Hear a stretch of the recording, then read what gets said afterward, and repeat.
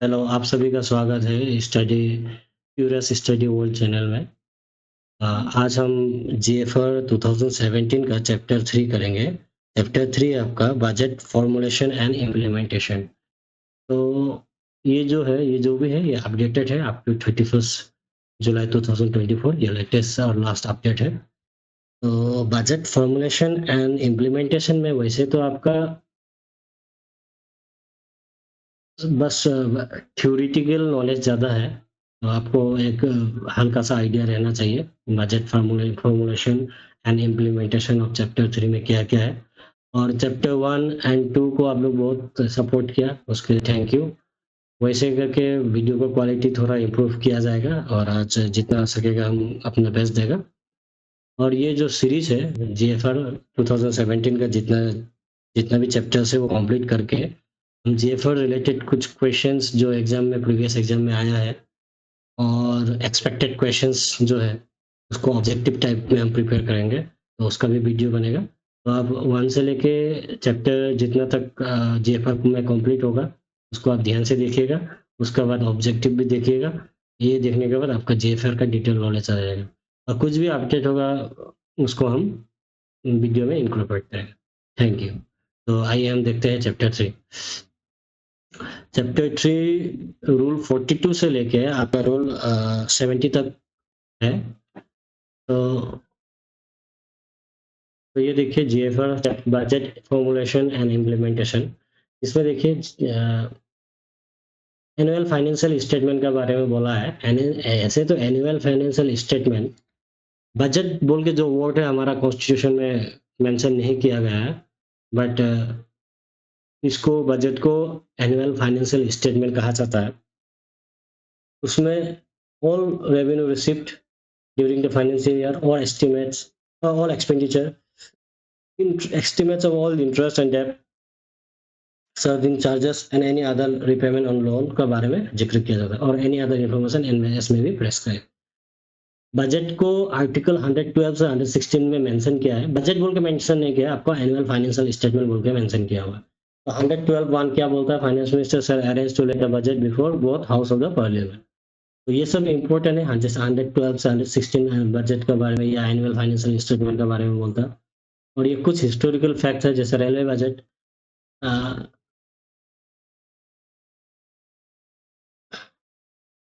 Railway budget को general budget, actually railway budget और general budget अभी जैसा है वैसे सेम एक साथ होता था, बट 1921 में एक्वार्ड कमेटी का रिकमेंड का वजह से सेपरेट किया गया था रेलवे बजट। जैसे आप सभी को पता होगा रेलवे बजट अलग से आता था और जनरल बजट बजट अलग से आता था, बिकॉज रेलवे एक हमारा इंडिया का बहुत बड़ा इकोनॉमी का पार्ट है, तो बहुत बल्क अमाउंट में डील करता है, तो उसका अलग से था एक्वार्ड कमेटी का रिकमेंडेशन से। But it was merged back with the general budget effective from 2017 में इसको फिर से जनरल बजट का पार्ट किया गया अंडर मोदी गवर्नमेंट। तो मिनिस्ट्री ऑफ फाइनेंस का क्या रोल है? Ministry of finance budget division is responsible for issuing guidelines for the preparation of budget estimates. Tax revenue and non डेप्ट capital receipts are managed by ministry of finance. ये important है। Non tax revenues is managed by all respective ministry department।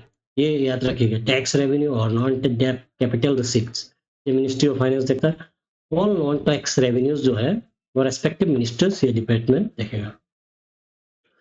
Budget classification क्या है? Receipts और expenditure. तो receipt में देखिए revenue होता है, receipt is of revenue type और कैपिटल टाइप। रेवेन्यू में मान लीजिए टैक्स रेवेन्यू जिसे इनडायरेक्ट टैक्स है, और नॉन टैक्स रेवेन्यू है फीस, यूजर चार्ज। तो नॉन टैक्स रेवेन्यू में आपका आता है compromise fees, user charges, dividend profits, transfer of surplus from RBI, ये सब नॉन टैक्स रेवेन्यू है। कैपिटल क्या है? डेप्ट कैपिटल, नॉन डेप्ट कैपिटल। डेप्ट कैपिटल में बोरोइंग्स होता है जो गवर्नमेंट बाहर एक्सटर्नल सोर्स या इंटरनल सोर्स से बोरोइंग करता है, उसको बोलता है debts. Non debts loan recovered, external receipt, disinvestment proceeds, जैसे बहुत सारा पीएसयूज को डिसइन्वेस्टमेंट किया जाता है, वो है नॉन डेप्ट्स रेवेन्यू या non debts capital. But because it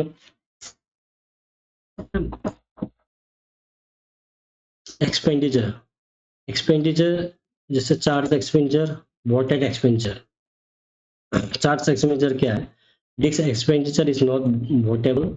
article 112 का 3 में बोला जाता है, this portion of budget is only discuss in parliament but not put to vote. Voted expenditure क्या है? This expenditure is voted by the Lok Sabha, vote किया जाता है इसके लिए। आर्टिकल 113 का 2 वोटेड एक्सपेंडिचर के बारे में बताया जाता है। The expenditure is prepare in the form of demand for grant. ये डिमांड फॉर ग्रांट के हिसाब में ये प्रिपेयर किया जाता है वोटेड। यूजर चार्जेस क्लास में है नॉन टैक्स रेवेन्यू, जैसे ऊपर में मेंशन किया गया था। Rate of user charges could be linked with the appropriate price indexes. These charges must be reviewed at least every 3 years. The facility easier revision. User charges are typically fixed through rules, executive orders rather than through statute. So demand for grants, generally there is one demand for grants for each ministry department. However, for large ministry department, more than one demand may be presented. A demand usually consolidated provision required for special service which may include capital expenditure, revenue expenditure or loans. DFP are present to Parliament for 2 levels. Main demands prepared by budget demand minister of finance along with overall budget. Detailed demand. Detailed demand presented by the concerned ministry department after review by the DRSC, departmentally related standing committee. So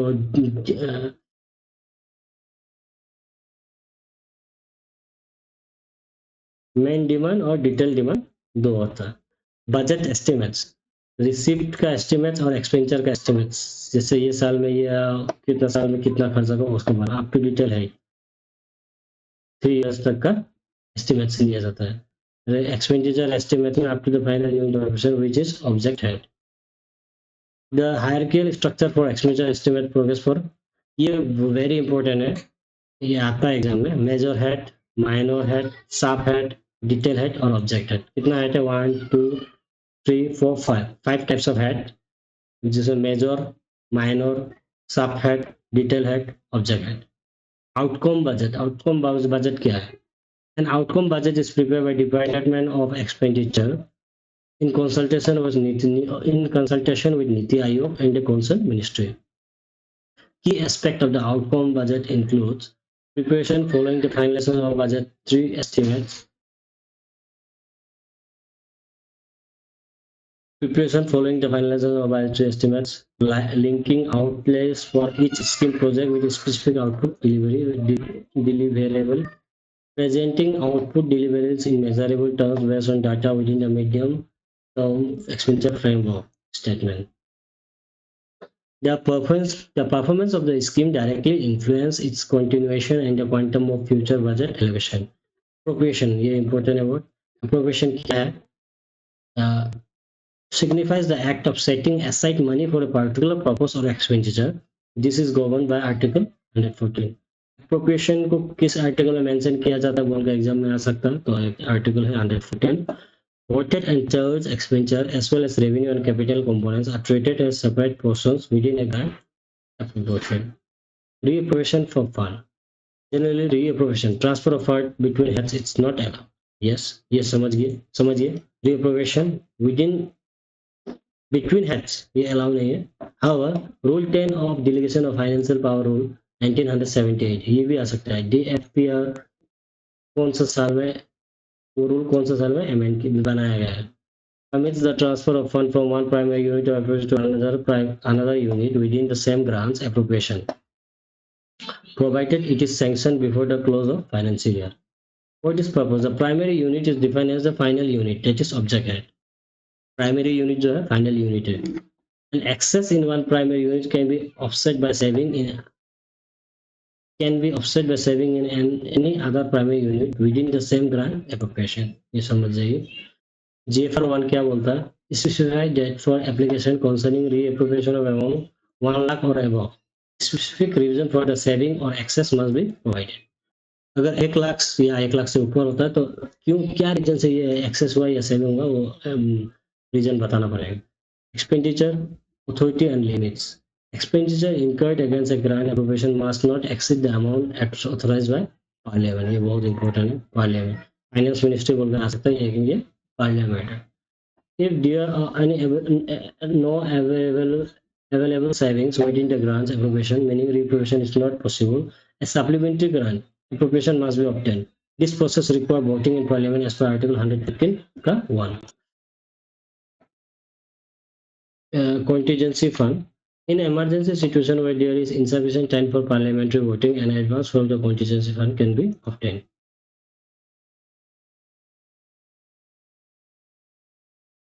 The procedure for obtaining such advances and subsequent recouped are outlined in the Contingency Fund of India Rule 1952. तो Contingency Fund of India Rule 1952 में mention किया गया। Supplementary grant expenditure on new advance from Contingency Fund from service not initially counted in the number. Vote on account क्या है, ये important है। It's like asking for temporary permission to spend money until the full budget is ready. जैसे ये vote on account का explanation देखिए, ये क्या है? Imagine the government is like a person who run a big household. Every year they plan how much money they will earn and spend. This is called annual budget. समझ गया? But sometimes due to election or other reason, they don't have time to prepare the full budget before the financial year starts. So the government asks the parliament, please allow us to use some money just for a few months to run the country, like paying salaries, buying fuels, running trains, etc.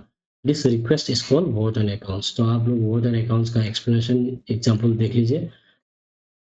Temporary period पे government को जो fund चाहिए, अगर budget prepare नहीं हुआ तो वो जो बजट मांगता है गवर्नमेंट, तो उसको बोलता है vote of account. Article 116 vote of account के बारे में बोलता है। Fund available under a vote of account are not to be utilised for expenditure on a new service. जो ऑलरेडी एक्सिस्टिंग सर्विस है या जो प्री प्लान एक्सपेंडिचर है, उसी को एड्रेस किया जाता है वोट ऑफ अकाउंट से। न्यू सर्विस या न्यू एक्सपेंडिचर को हैंडल किया नहीं जाता। तो GFR 5 क्या बोलता है? DDO drawing and disbursing officer head wise expenditure बनाना पड़ेगा। DDO sends the follow chart क्या है? DDO sends monthly adjustment related to GFR 5 to the head of department, HOD or controlling officer, who then send them to the pay and accounts officer. The HOD prepare GFR 7, include the total of his or her own GFR figure. When the PO send monthly statement showing head-wise expense to DDO, the DDO then tally this figure with their own GFR 5. DDO also note down any book adjustment. तो इसमें DDO का जो data है उसको HOD मिलाएगा, but final जो है DDO का माना जाएगा, because DDO is the authority who handles directly the accounts and account related data is available with him. He is in charge of accounts, so any variation in data regarding DDO or HOD or PO है, then data of DDO will sustain. GFR 6 क्या बोलता है? Maintained by controlling officer to monitor the receipt of statement from various DDO. CO role involves examining the statement, checking whether they are in order. GFR second क्या के लिए है? HOD prepare करता है। तो ये इतना आपको बस जानना है कि DDO क्या है, HOD क्या है और कौन क्या डाटा भेजता है। तो चैप्टर 6 का एक्सप्लेनेशन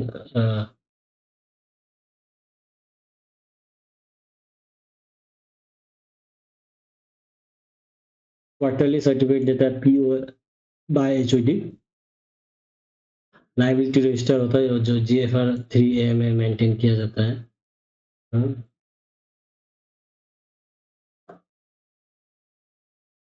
तो ये था चैप्टर 3 का बेसिक थ्योरी पोर्शन। ऐसे थ्योरी पोर्शन आपको एग्जाम में क्या होता है, ऑब्जेक्टिव टाइप पूछा जाता है, तो थ्योरी से इतना बहुत कम, और ये जस्ट एक बजट में रिसिप्ट, एक्सपेंडिचर, ये सब के बारे में है, और बजट कौन सा आर्टिकल में कवर किया जाता है, एनुअल फाइनेंशियल स्टेटमेंट किया है, कॉन्स्टिट्यूशन में बजट मेंशन है या नहीं है, तो ये सब बहुत इम्पोर्टेंट है, तो इसको आप ध्यान से देखिएगा। तो इससे रिलेटेड हम ऑब्जेक्टिव टाइप क्वेश्चंस बाद में बनाएंगे, तो उसको आप देखिएगा, उसको पढ़िएगा, तो आपको आइडिया मिलेगा। ये चैप्टर को आप देखिए, चैनल को सब्सक्राइब कीजिए, कमेंट्स कीजिए और कुछ क्वेरी है या कुछ है तो अपडेट दीजिए। Thank you.